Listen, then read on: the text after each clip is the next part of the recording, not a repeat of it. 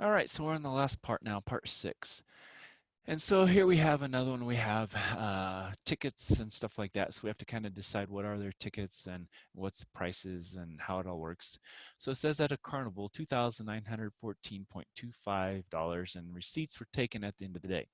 The cost of a child's ticket was $20.50, an adult ticket was $29.75, and a senior ticket was $15.25. Now, there were twice as many senior citizens as adults in attendance and 20 more children than senior citizens. How many children, adult, and senior citizen tickets were sold? All right, so what do you have? Well, let's first say, okay, let's do, well, let's try to get our writing utensil. There we go. X equals Y equals and Z equals.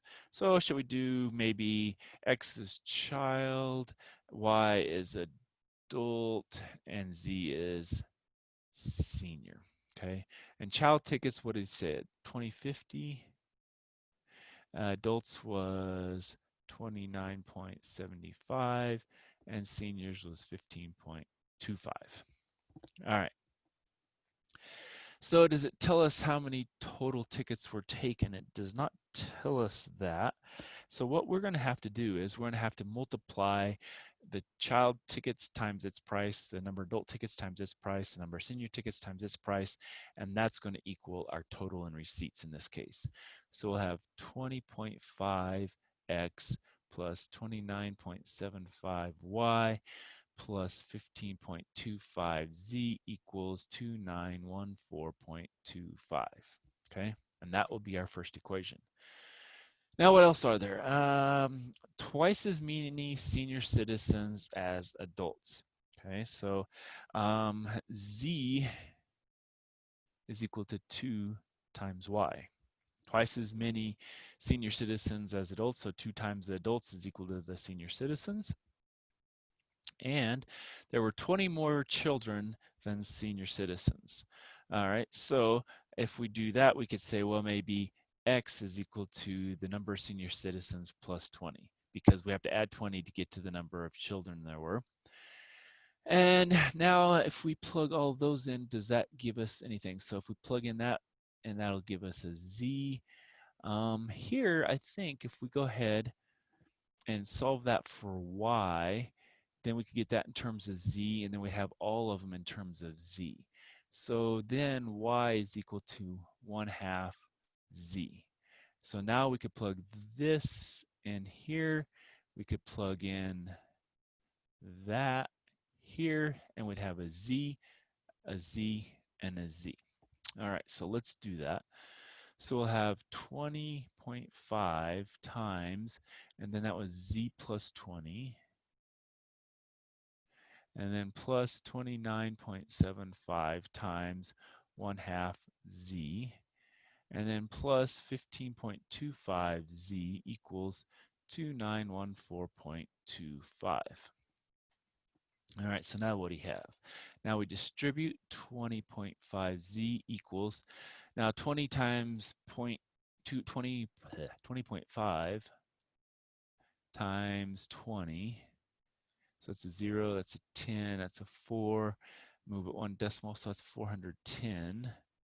And 20.5Z plus 410. And then half of this, that's going to give us 3 decimals, so 2975 divided by 2. 29.75 divided by 2 be the lazy way, 14,875.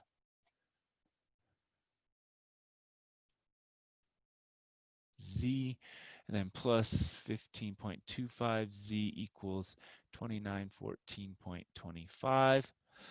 All right, so here we have a number, and so we're going to subtract 410.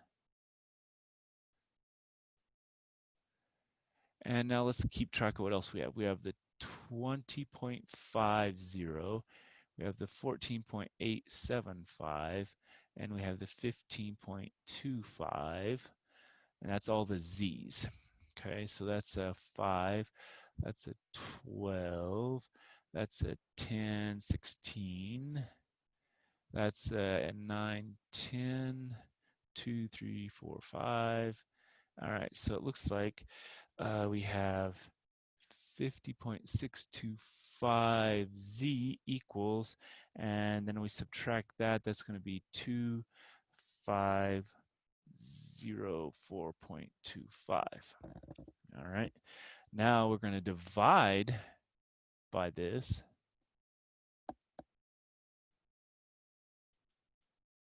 So z is equal to, now if we plug all that in, we had, what was it again? Let's clear it. 2504.25 divided by, and then we had 50.625, I believe. And we get a funky number, 49.46 repeating. All right. 49.46 repeating people. All right, and these are seniors, I should say, not just people. They're specific people here. And so how does that work?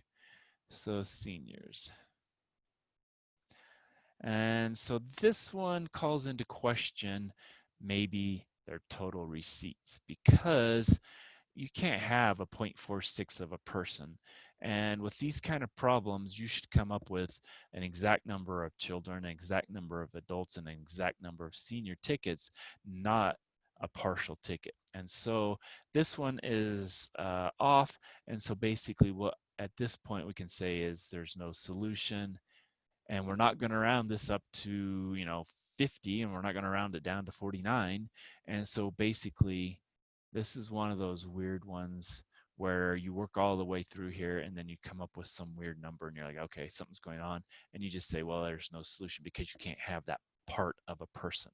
Okay, and so that one ends quickly because we can't go any further. We can't go and plug anything back in, because if we plug in z is 49.46 plus 20, well, that's still going to be a partial person for the child. And then when we plug it into here, it's going to be half of that, and so it's going to be still a partial person for the adult. And so no matter how we look at it, all of these are partial people, and therefore there's no solution. All right, so last one for part 6 here. It says the top 3 oil producers in the U.S. in a certain year are the Gulf of Mexico, Texas, and Alaska. The 3 regions were responsible for 64% of the United States oil production. The Gulf of Mexico and Texas combined for 47% of oil production, and Texas produced 3% more oil than Alaska. What percent of the U.S. oil production came from each of the regions? All right, so what we need to do again, as always, is set up our variables. That's our first thing we should do in all problems. So it's listed as Gulf of Mexico first, then Texas, and then Alaska. Okay. So those are our 3 terms. Now, what do we know about this? The 3 regions were responsible for 64% of the production. So if we take X plus Y plus Z, that's 64%. And with these, they're all percents. And so I think if we just drop the percent sign, oops, 64, not 47. I looked at 47 last. We should be okay. Normally, we're going to want it as always decimals. We're going to convert percents to decimals. But since everything is that way, we can say, okay, well, this percent plus this percent plus this percent equals this percent. And if we keep it all as whole numbers, it's going to make our problem a little easier. Now it says the Gulf of Mexico and Texas combined for 47%. Okay, Gulf of Mexico and Texas, so X plus Y is equal to 47. And then it said Texas produced 3% more than Alaska. So, we can write that as Y is equal to Alaska, which we say was Z plus 3. Or if we want to solve for Z, Z is equal to Y minus 3. All depends on how we want to end up setting up our problem here. Okay, so can we do anything to make it simpler? So X plus Y is 47. So what we could do is we could plug in things for here. So if we solve that for X, we'd be in terms of Y. We have Z in terms of Y, and then we have Y. So let's solve this one for X. That's a minus Y plus 47. So I think that's how I'm going to do it. I'm going to plug this piece in for x, z, I'm going to plug in here, and then I'm just going to keep that as y. And that uses all three equations, and then I can solve my way through them. So x is a minus y plus 47. Then we have plus y, and then plus z, which is y minus 3, and that is equal to 64.